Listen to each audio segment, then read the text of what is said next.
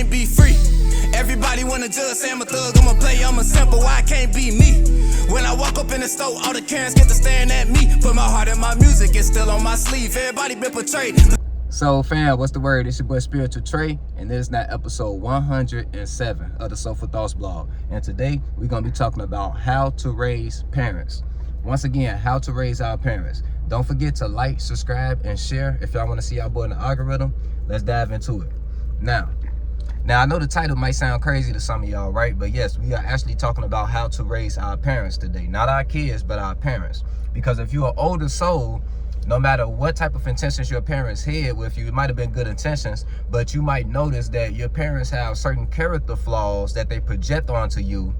And, because of that, you might be a little more self-aware than they are, right? And you might be a little more mature than they are in some cases, right? So because of that, you're kind of like the older one in a relationship. Even though you're their kid, you're actually the older spirit in a relationship because you're the one that's more self-aware. You're the one that's actually working on yourself, and you're the one that's not lost in generational curses like they may be, right? So for the next few videos, I'm going to be doing a series where I talk about how to raise our parents out of their own curses. You feel me? And today, part one, we're going to be talking about specifically the type of parent that is lost in their insecurities and projecting hater energies onto their child. The parents that they might not have lived the life that they wanted to live, and now they see you going after the life that you want, and they might be giving off, jealous vibes to you, or, just hater energy to you because of that. We're going to talk about that parent today. You feel me?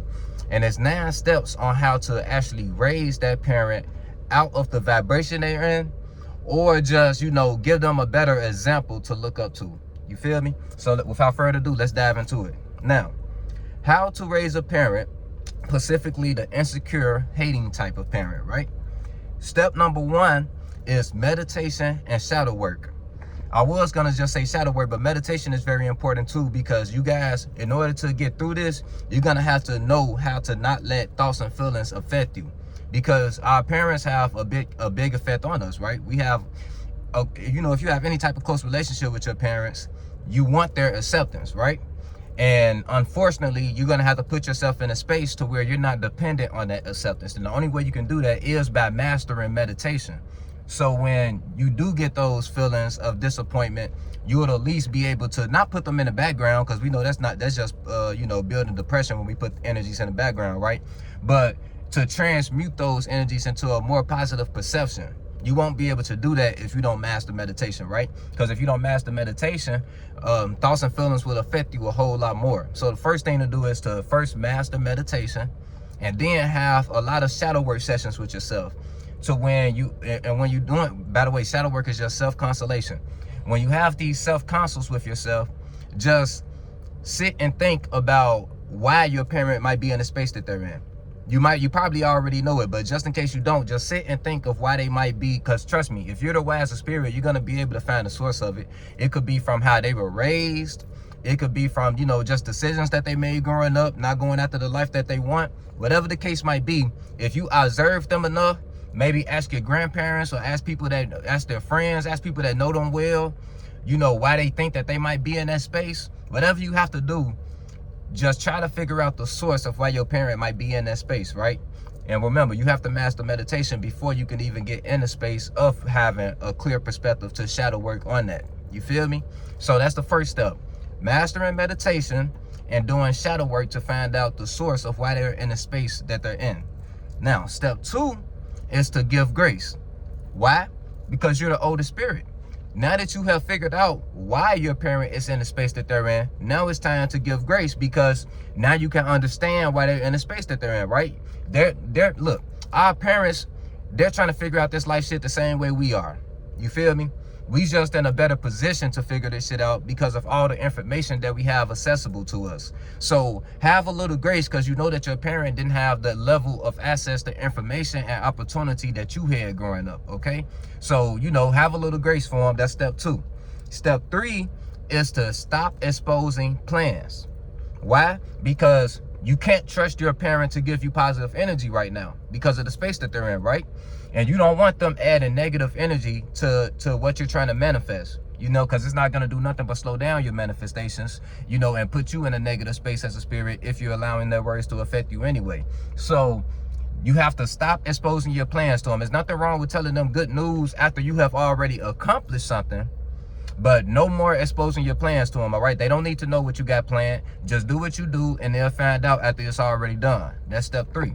Now, step 4 is to don't try to shape their view of you. This is very important because, like I say, as a kid, we all want acceptance from our parents, right? And we all would love for them to view us in a certain way.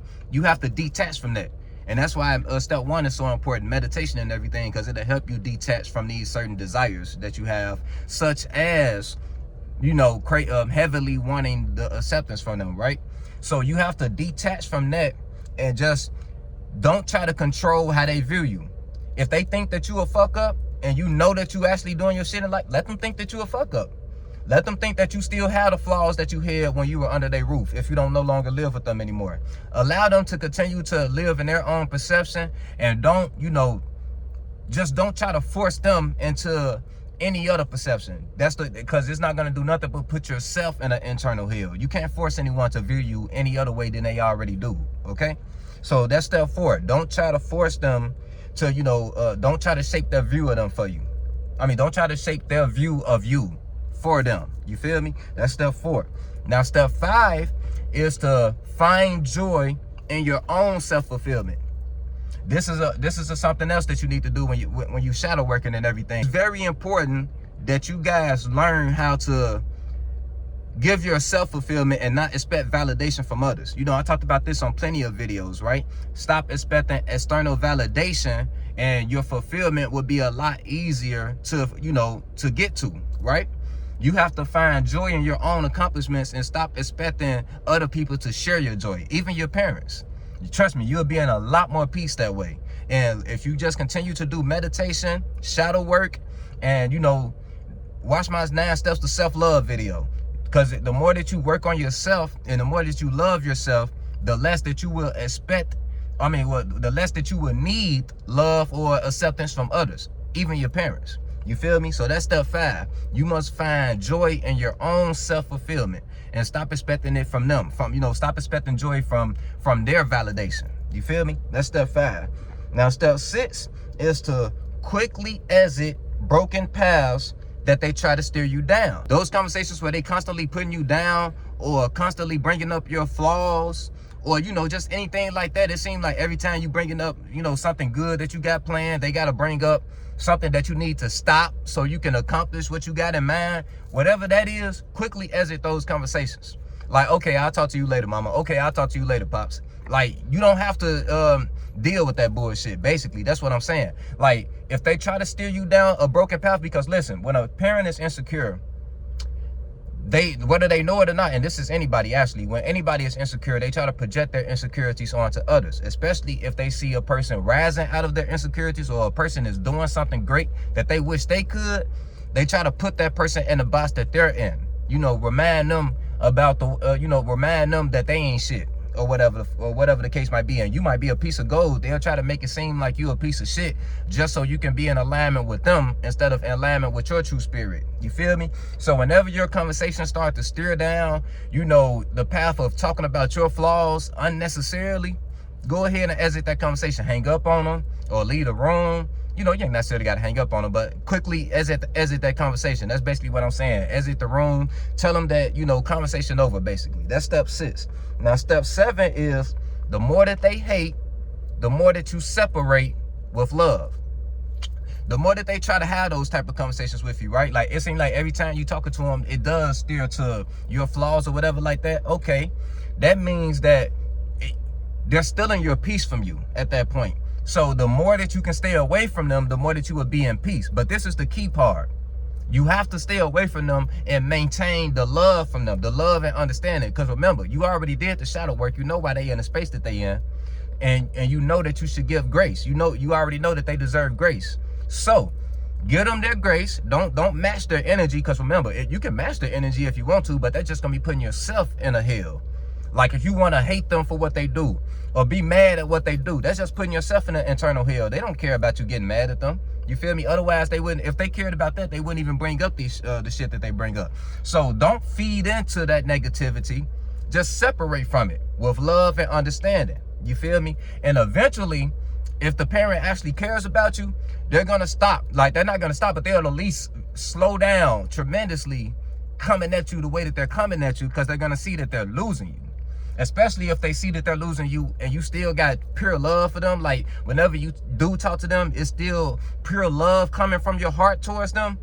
Any person with a good heart is gonna eventually start to notice their bullshit and be like, okay, let me ease up off my kid, because they really are doing their shit in life. Like they're gonna start to, you know, self-reflect within themselves. You feel me? Just from seeing you, you know, this great version of you. You feel me? Now, step 8 is to live by example and want the best for them. This is basically an extension of step 7, right? No matter what type of energy they're giving you, right? You want to live by example. You want to show them the love that you wish that you were receiving from them. And just hope that one day that they snap out of the spell that they're in and that they follow your lead. That's the oldest spirit in a relationship. You feel me? Now that's step 8. Step 9, and I'm sorry if I'm moving fast, guys. I actually got a appointment to get to. But step 9 is to accept any changes from them with open arms. And this is the last step, by the way. Any change, because listen, like I say, if the parent has a good heart in any way, if you follow all of these 8 steps, they're eventually going to want to start realigning with you, right? Because they see that they're losing you when they giving you all this negative energy, right? They see you not coming around them, and when you do come around them, you have so much pure love for them still, and they see that you're not feeding into the negative conversations anymore. Like you're not arguing with them anymore when they try to bring up your flaws that you probably don't even have anymore. You feel me? And they're gonna start to eventually want to get that close relationship with you again without all the toxic energy behind it, right? And they might start to change themselves because of that. Or they might just want to change themselves because, man, my kid doing so damn well, why can't I? And that might cause them to do some self-reflection or whatever. Whatever the case might be, whatever positive changes you see from them, do not neglect it. I mean, or do not, you know, what's the word I'm looking for? Do not turn it away. That's basically what I'm saying. Like, accept it with open arms. Because, like I say, you understand the space that they're in. You're supposed to be proud of them if they're starting to grow out of that space. No matter how slow and gradual of the process is, if you see them growing in any type of way, you want to be happy for that and encourage that. And let them know that you're happy for them and that you see them growing. You feel me? Do all of that, and I promise you that you will, even if you don't raise your parent out of their negative space, you will at least raise your relationship out of a negative space. And your relationship will be in a much more positive, lighter space. And you, the older spirit, is what manifested that lighter space for you and your parent. You feel me? I'm not going to drag the video, family, because I really got to get out of here. But it's your boy, Spiritual Trey. Remember, you are not your mind. You are the spirit that's forming and creating your mind. Don't let anybody, even the people that brought you into this realm, give you flack for a mind that you probably don't even use anymore. Like, for example, you probably were lazy when you were living with them, right? But now it's been years and you not even in that mind state anymore. You probably really doing your shit with life and don't have a lazy bone in your body, but you still labeled as lazy. Don't let that ruin your peace. Keep on building your mind, constructing your mind, and not letting anybody take the peace from your mind, and I promise you'll be fine. It's your boy, Spiritual Trey, signing out. Love you, family. On the beat, start preaching. Feel no evil, see no evil, but peep it. I don't aim for the stars, I want leeches. And the snake spawn, I'ma kill the whole species. Rest in peace to all the peaceful preaching. The youngest wildin', but they say they evil, that's kinda reaching. Who really controlling the way you thinking? Find the truth.